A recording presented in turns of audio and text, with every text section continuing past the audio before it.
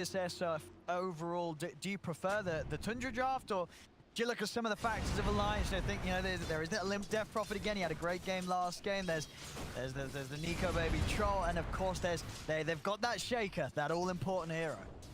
I would actually prefer Tundra's draft here. I think Alliance is in their zone, and I think this draft is not heavily favored towards one team or the other. Okay. But I think they have really good tools to deal with Troll this game, and usually when I see a Troll IO, or like an IO combo at all, it's a lot about the survivability of the hero that's working with it.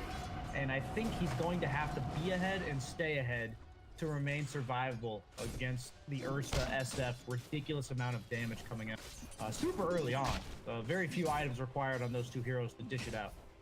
And do you imagine we'll see the same build from Nikobaby going for the Maelstrom and trying to play to an early timing, or is this a game where he could sort of sit back and say, I'm going the Battle Fury route, I want to try and match the farm of this Ursa scaling into the late game? I actually don't know. I know the IO is going to have influence on this. Yeah. You can weigh both sides of it. One, the IO makes you farm faster and also be able to show up to fights while farming, so you want to farm faster while you're doing that. But the other hand is you're going to be able to show up to all the fights. So would you rather have the farming item that makes you stronger in fights, or the farming item that makes you farm faster while you're still able to fight with it? I would lean towards the Maelstrom route. I think that's more him, and it definitely looked like more his playstyle. Last game, he was constantly up in their face, forcing the issue, being a complete menace in the middle of those team fights. Definitely the Nikobaby, at least I know and love. Work out excellently for him last game. I mean, he had no trouble keeping up in farm with sort of the objectives and fights he was able to take with that build, and on par. Skiter's PL, who was farming for a majority of the game. So far in the lanes, mid lane, pretty even traded between the two of them. Both Stapleton the lane out. We got down bottom house, Skeet doing 11 for 1. It's S12 for 3, so training quite nicely down here. And are you a fan of this pick, this game for S4, getting him on the Mars this time round? Yeah, they needed a playmaker. He's one of the best melee heroes in lane against the Ursa. It's also nice mid to late game to mitigate the support Enchantress damage, because the arena prevents all ranged projectiles from entering it or leaving it. It's surprisingly effective, and in lane I like his skill point in the bulwark. It allows him to tank through a little bit of that extra impetus harass that will be naturally coming out. And overall, if you can pick an off laner that's going to have decent farm against Enchantress Ursa, you're feeling pretty good. But he might be going down here. Handsken's nowhere to be seen. Fata, one more impetus. Oh, the bulwark! That bulwark. That bulwark. This time around, when I praised somebody, they didn't instantly die, and it actually paid off. Yeah, they gave an example of what you said there. that level 1 bulwark definitely keeping him alive. He's going to have to make the walk back to base, though, so still a fair bit of space here that Skiter's going to get to farm. Still not ideal, but way better than dying there. Every time you die in this lane, you're feeding Ursa an extra component of his treads, an extra component of his orb of corrosion, and you're just going to make yourself even more and more likely to die again. And Earthshaker doesn't want to consistently sit here, but I imagine Handsken, or excuse me, F&G will be looking to play towards bottom a lot more often in case his Mars is continuously getting picked on. And are you a fan of this as well? Having sort of FNG play the Shaker? Yeah, I got a bit thrown off there. It's like I've seen Handsken on the IO, but when I see Shaker, I think of Handsken, core position hero. I'm sure FNG will be perfectly fine. IO's a specialist here. Yes. So you're either an IO player or you're not. Yeah. And I'm sure Handsken's probably the proved tried and true IO player for the team. I don't know if I've ever seen a team that has 2 players that play IO. I don't think, even if it's a 5 or a 4 from patch to patch, it's usually the same player. Wait up. Bottom lane. They get aggressive onto S4 again here. And they might just have him. This time they'll be able to finish him off. First blood for Tundra. As then I'll try and sell across for these bounty rooms, FNG. Make sure that they don't run all the way up and test that of LIMMP, as LIMMP will be able to grab it. The biggest thing about that kill is that Ursa's able to walk over to the secret shop and get his ring of health. It's quite difficult as a carry to go over there this early on in the game, so oftentimes people opt to not go that early ring of health. but it's like a pseudo Midas, because usually if you're going for these treads or other items, you have to buy more tangos. So you're saving a lot of money in the long run. Oh man, look at this big move. They just drops the ghost and woo, takes the fair bit of damage from the Requiem. But he gets the kill done and he's not going to care as that damage will likely be pretty much healed up by the end of the exorcism. As with that kill, LIMMP can start to beat the mid tower a little bit. I have to imagine he's not going to get that much damage after taking 80% of his HP in an instant there. So really nice kill coming out from Alliance, but it's not going to net to a tower. Fata is going to make sure that's the case. Oh, Biver's here as well. Bring him down. Oh, the heal. Never mind. Biver's able to grab that arcane rune. Indeed, Handsken swings across, making sure that LIMMP is more than fine. That's pretty huge denial, though. DP loves the arcane runes. We're seeing some... Feels like, yeah, mainly from Tundra like last game as well. Very good at coming to power runes. Yeah, both teams, when their mid laners are losing, we saw it in the first game when LIMMP was up against the Void Spirit, that they swoop in to make sure that winning mid laner does not get those extra runes.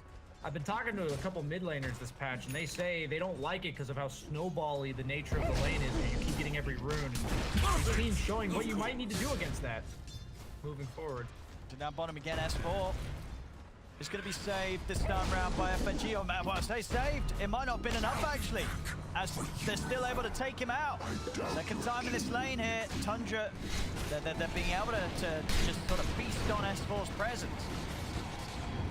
Yeah, Ursa is one of the best carries against Shaker. Obviously, you can jump over the fissure, which is really nice in those instances, but you're one of the few heroes that has built-in status resistance. And since the nerf of Satanic, which I do believe is the main reason Earthshaker's seeing so much play, on top of the fact that his Ag Shard's completely busted, the fact that you have built-in status resistance makes it so nice to play against Shaker late game compared to a lot of other carries. Now, follow that ball. He's going to pop the ult, but the enrage was already off. Skiter, can he commit it for S4? He can't quite. S4's able to step out of the arena. Fata and Skiter. Oh, they canceled their TPs because the... Oh, that's so sick. Mind games. Skiter.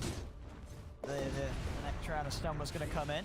It's going to be fine though, even with the cancelled TP. Dire's top tower is under attack. Yeah, as Ursa, you don't want a TP out there, but with the Death Prophet threatening the TP, you have to. So LIMMP delaying canceling his TP to the very last second, and Skiter manages to respond before his TP goes off. So that was really cool mind games coming out from both players. Radiant's bottom Don't see that too tower often. is under attack. LIMMP popping the ghost. We're looking towards 9. They stay able to take away a little bit from that camp, but again, not going to be able to put any pressure onto this tier 1 with the second exorcism. Yeah, a bit of a confusing exo there. It does secure the D ward, even though they just instantly reward. That's fascinating by Fata, that he does just choose to ward the exact same spot, telling you how important they think the vision around the mid lane, especially of where the Shaker's running around to, because he will be the catalyst to enabling the DP to threaten whoever's defending that mid tower.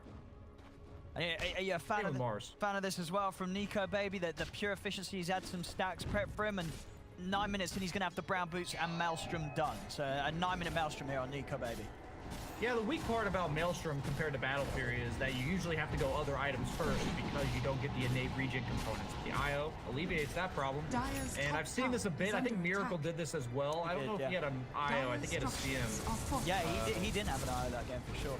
Yeah, where if you can rush this Maelstrom, it feels really good. And it looks like Handsken's been stacking, so they're both going to get their levels. The sooner that Styx comes out, the sooner Nikobaby will be able to be globally teleported and make heroes like Mars, who don't quite have the gas in the tank to solo kill people, just that much more of a threat on the map. As it looks like Fata making a nice rotation to top, knowing that Troll does not want to lane against Brewmaster.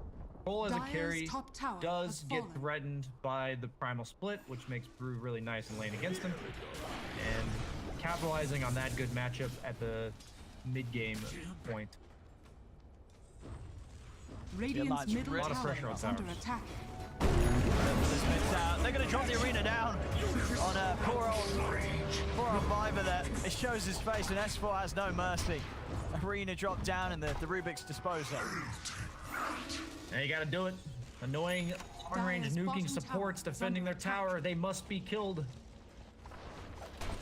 Looks like a lot of investment, but it does force a reaction from 33, which frees up a bit of space for Nikobaby to farm top. Yes, they're down by 2k, but their items are going to be quite effective for how much net worth they cost. The Maelstrom will be a lot of damage for Troll. He has the innate survivability from the IO, so he'll be able to fight with just those items.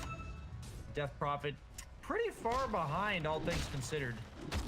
The fact that he got a couple kills mid lane, 1-0-1 compared to the SF, who's 0-1-0, but he's still winning by 700 net worth. Nine's making the move. He's going to see if he can get the catch on the Nikobaby, and he'll get the set up. Handsken indeed already prepping to take Nikobaby out of it. So they'll keep Nikobaby safe. Handsken probably will die though on the way back. Not much hope for him. So saving his cap. Paying off though. If he hadn't gotten 6 at this point, then that reload wouldn't have been online and his carry would have died. Radiant's bottom tower. A little bit of efficiency goes a long way. Hitting these timings at the exact moments you need them. 9 looks on bottom. That's 4. They have the Centaur stomp. Fisher out to break the combo, but S4 still looking very dead here. A couple of raises from 9. Fissure was almost good for Tundra because 9 got to hold on to his ultimate. Which this part of the game against SF is terrifying. As a carry player, as any hero that's looking to farm by yourself, you just die, man. It's so scary to play against. And he's got the Fairy Trinket, which is amazing for SF. I mean, it just seems like an amazing item for most mid laners.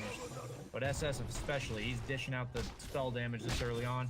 Queuing up the Blink Dagger, so his reach is going to be insane. Also helps him not die to relocate ganks. Oh, wait. Now, most of his hey, there we go. S4.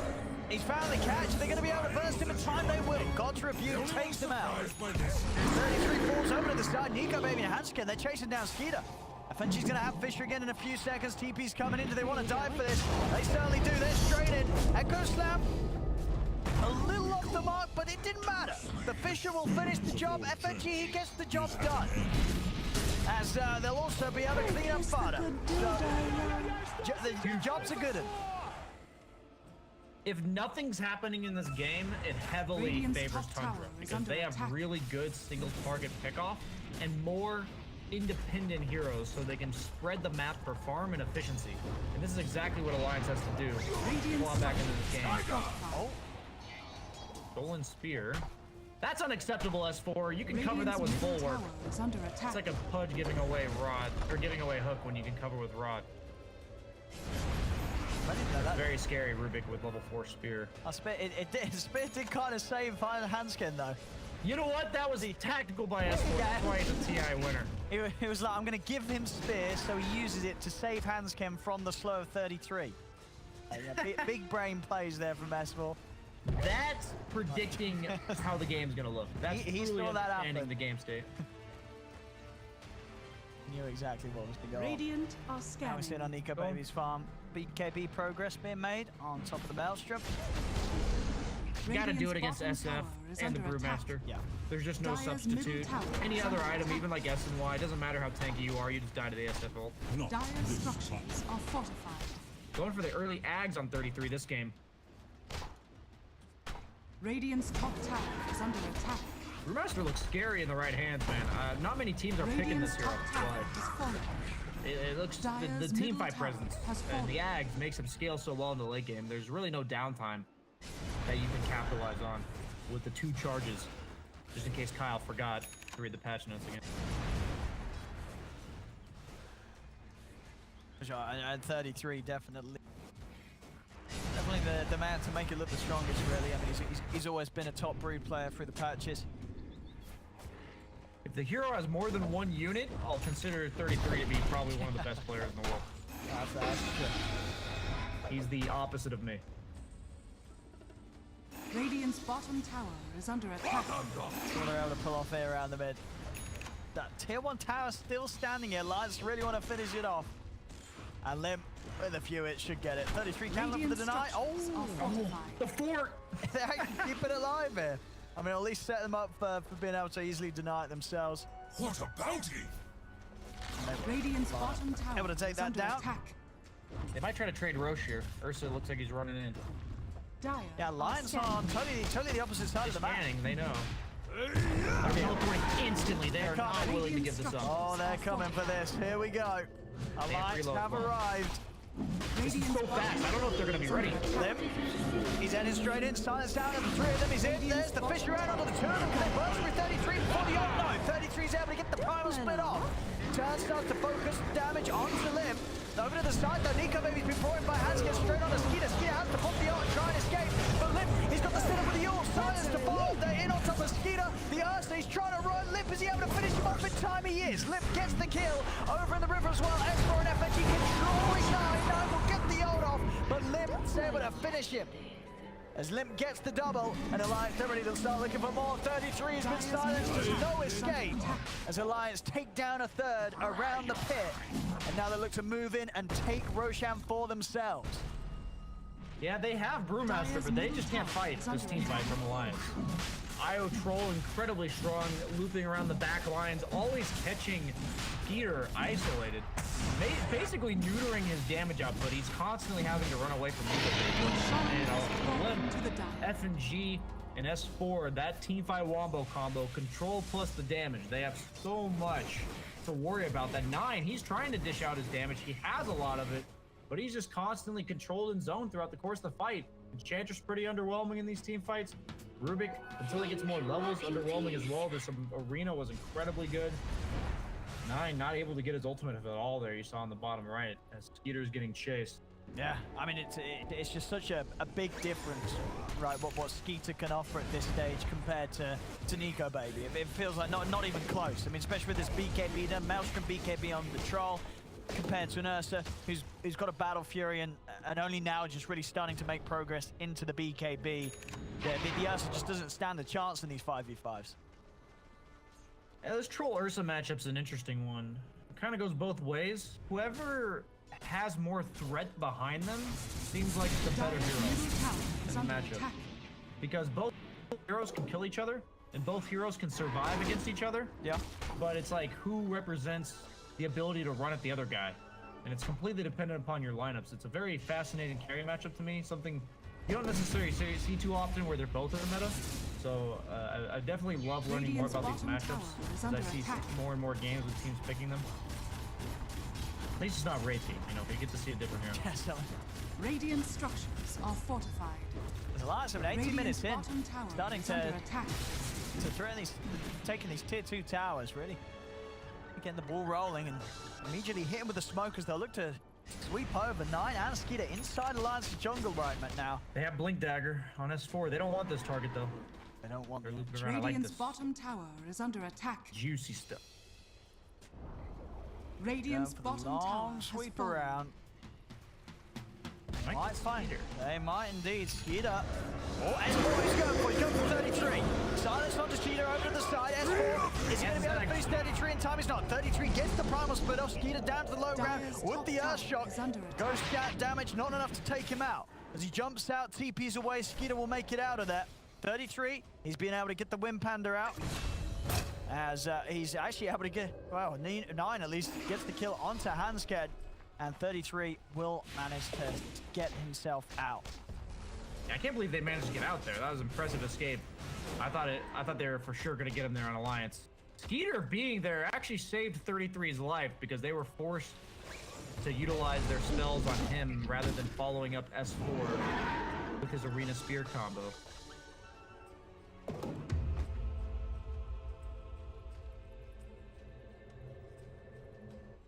With that slight lead Alliance, but again, it's a game where it's all very close here. Minutes. Nikobaby. 9. It's rather speedy though. Can Nikobaby close in on this? With the face, Yashtree's trying. 9. He's gonna just rev up the ult. Has to push Nikobaby back and not risk this troll getting on top of him, but now he's not gonna have any ult for the fight. Fata is gonna get left behind here.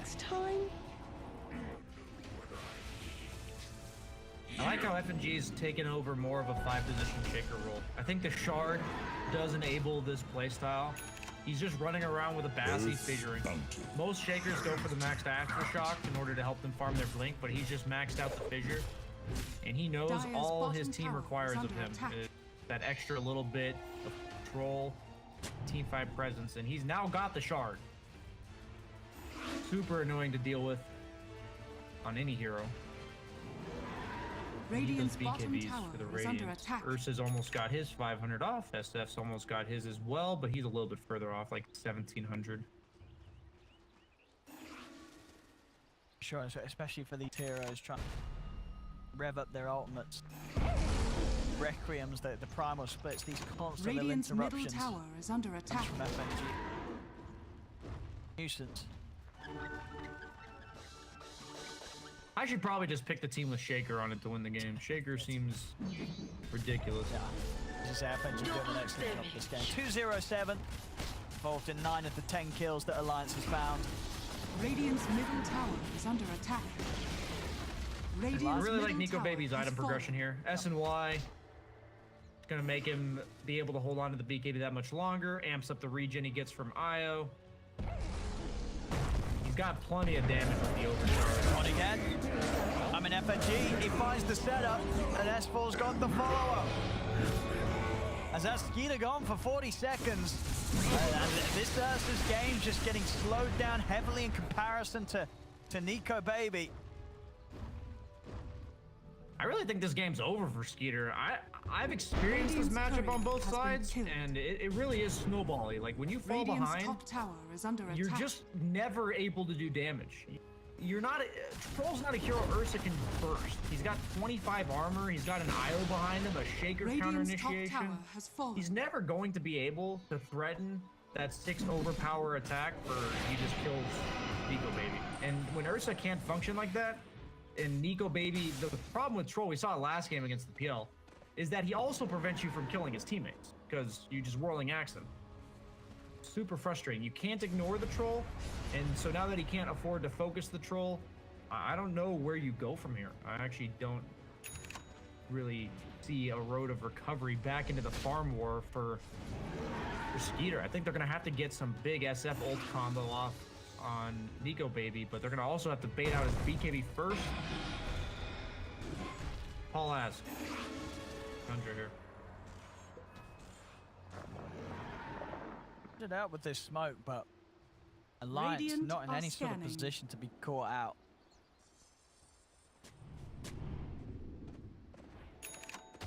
More than That's the anything. benefit of going Maelstrom over Battle Fury. Yeah. Your BKB just comes out 2,000 gold sooner.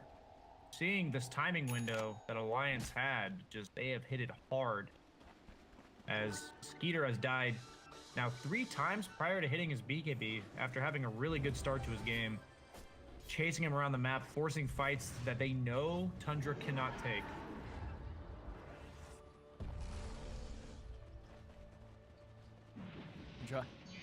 Biver. Spell on them. Still looking for the lead, and S4 is going to commit. He's found the opening onto 9, but they're able to turn, and S4's getting burst, but he's still alive. The Fisher into the aftershock, into the Echo Snap. From afar, he doesn't even need to hit them. It's just keeping that aftershock going and going and going. As FNG just locks them all down from a mile off. They're just gone. There were 4 heroes there, and then we're done. Radiant's middle tower is under attack. I mean, That was crazy amount of damage. Nikobaby gets teleported right into the back, pushes BKB ultimate, Maelstrom procs going everywhere. They just evaporated. he really did. And then and now does the base. Radiant's middle tower. Tier has 3's fallen. gone. The Rex as Radiant's well. middle barracks are under attack. They're being taken. 24 minutes in here. Radiant's Alliance middle barracks has continuing fallen. to just cement this lead that they have. Bash it done on Nikobaby. I mean, we'll see it again, bro. Just look at the stuns. Look, S4's in. Looks like they're going to be able to turn it, but suddenly, boom. Fisher out onto the free. Boom. Enchant Totem keeping the aftershock going into the Echo. Make great. Done everybody. And we see, I think Fata there, that was sort of his reaction to letting them get Shaker, I think. As Alliance, Go again. they might just get 33 as well. They're just getting split up. 9. He's getting bashed here. Nikobaby looking to chase him down. 9 trying to run with the range bash there. Gets the kill. 30 33, he's trying to run. S4, he's going to blink in a second. See, 33 can hide from this. He's hiding, he's open. He's got no TP though. Yeah, I love watching Nikobaby. He gives me like a whole new perspective on these aggressive mid-game carries. Yeah. I think I've underestimated Troll this patch, and maybe Nikobaby just making it look a little too good. But his presence in these games is felt. And the IO really enabling it this game because he can just be there anywhere. SF's playmaking potential is gone because he has to Yules people. He usually is going to blink Yules people in order to set it up.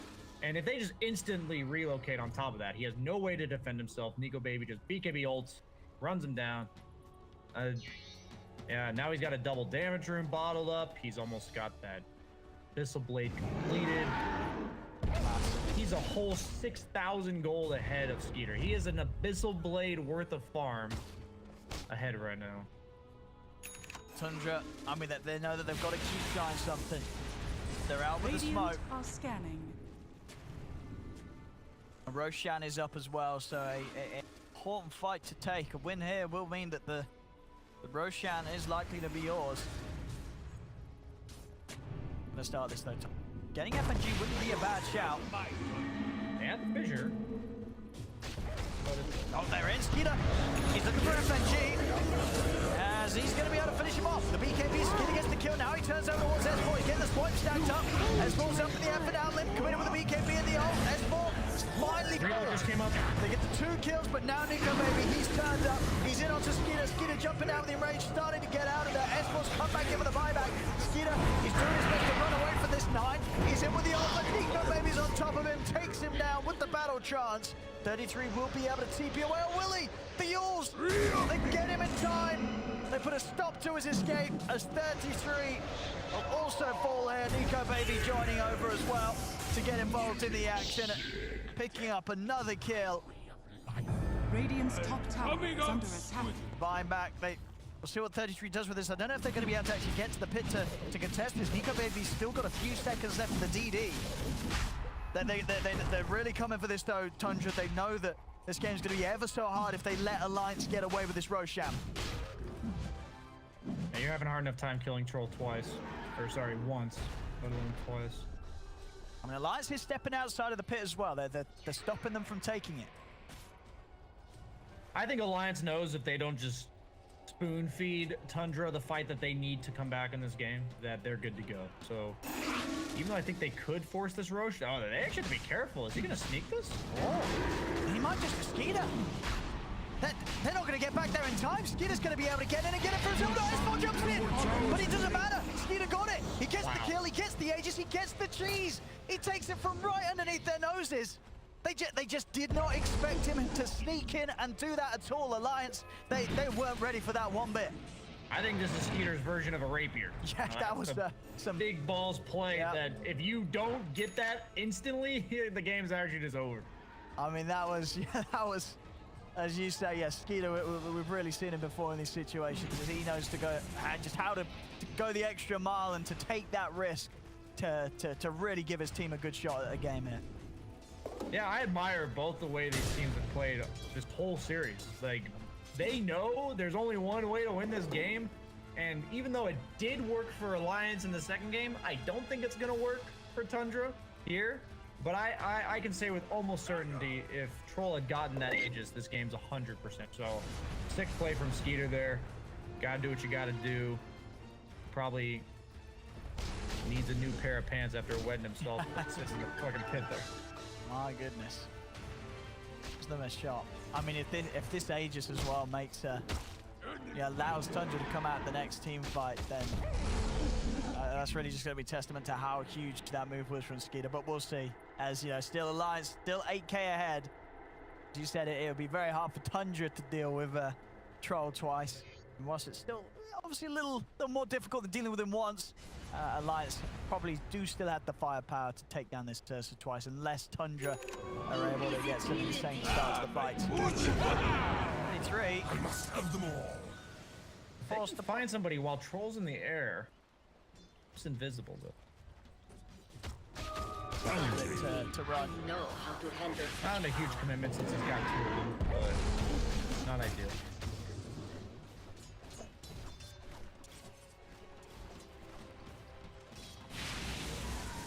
would love to go. But Arcane popped.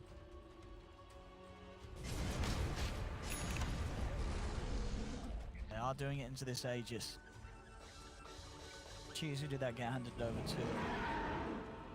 He's on 33. I really do chalk this game up to those early moves from Alliance when they were down by 2,000 gold. They have such a snowball-heavy lineup on Tundra that if they had not just shut it down ASAP, this game could have easily gotten out of control. And suddenly, you know, over the course of the last 15 minutes, Alliance has accrued this advantage of map control. Radiant are scanning. Where they were shaking in their boots for the first 10 minutes against that SF ulti who was just running around picking off whoever he pleased. And now it really feels like the ball's in their court. Tundra is hesitant to go on anybody, understandably so. The counter initiation threat on literally any target on Alliance is scary. If you go on Shaker, there's the IO relocate. If you go on anyone else, there's the Shaker. And do you like this as well for Nikobaby getting the blink dagger in his troll build? This Used to not want to do this, but Swift Blink is such an insane item that blink dagger will pay for itself in terms of slot usage. So yeah, I like it. Helps him pick and choose his targets in the fight. Nikobaby mid.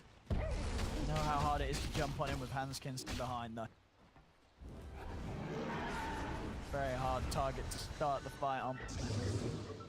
Gotta find some way of getting on top of either FNG or Handsken to start this off. I personally love the addition of the Swift Blink and the Strength Blink just because it allows these carries that love to buy Blink but could never afford to dedicate an entire slot to it to go for it. Because once you get that Swift Blink, once you activate it, it is 75 damage and 75 attack speed. Not to mention the fact that you're usually running at 700 move speed. And you have a Blink. One of 9. They're in on top of him. They come in with a relocate. But 9 And trust his bash. 9's able to get out. And they're going to lose their IO. 9 will end up going down as Esports able to come in with the arena on the back of it. Also, then putting on a Biver takes down the Rubick. The other Biver come out for 9. Skiter moving on to S4. Primal split ready to go again. They are hitting hard into the Ursa, but they've lost S4. Skiter's going to have the second life. Good to go. 9 up to the high ground, but LIMMP and Nikobaby are chasing him down. He did buy back for this. 9. He's silenced. 33 trying his best to save him as he sends LIMMP up in the air. Gives time for 9 to break away, but Nikobaby chasing him with a blink. Skiter's on top of him with the Abyssal Blade. Nikobaby closes the gap onto 9. It's a dive back from the SF. Skiter pops the enrage, starts to try and stand his ground against Nikobaby with the Yule Scepter from LIMMP. Kites up some of the enrage. Fata trying to fight FNG, but the fish is out. The chainstones are there, holding Skiter down. FNG will fall, but Alliance, they've got the clean up here by the looks of it, unless the buyback for Skiter can change anything. As LIMMP and Nikobaby, they're a little cautious now that this Ursa's going to be coming in for another round. There'll be a buyback from FNG, and the outpost is available for Alliance to TP in, so they can close the gap. Handsken comes over the cheese, healing 33 up, but he's got no split for 40 seconds. They're in with the start as Nikobaby blinks his Skiter. He's in with the backline. He's in onto Handsken. He's trying to close in with the back. Nikobaby coming out. As Skiter is turning towards LIMMP. Another Yule wasting time at this enrage. Skiter's back down. Can he quite finish up LIMMP? He can't. LIMMP's up again in the air. LIMP's gonna finally fall, but at the cost of Skiter's life and at the cost of Biver's as well. Fata, he'll also get taken out as Alliance will manage to team white Tundra. But never equals.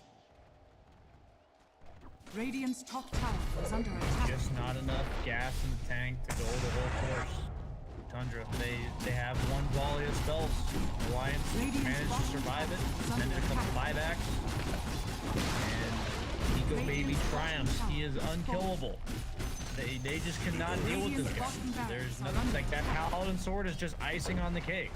Suddenly he's got lifesteal and extra regen amp from the IO in tandem with his Sange and Yasha.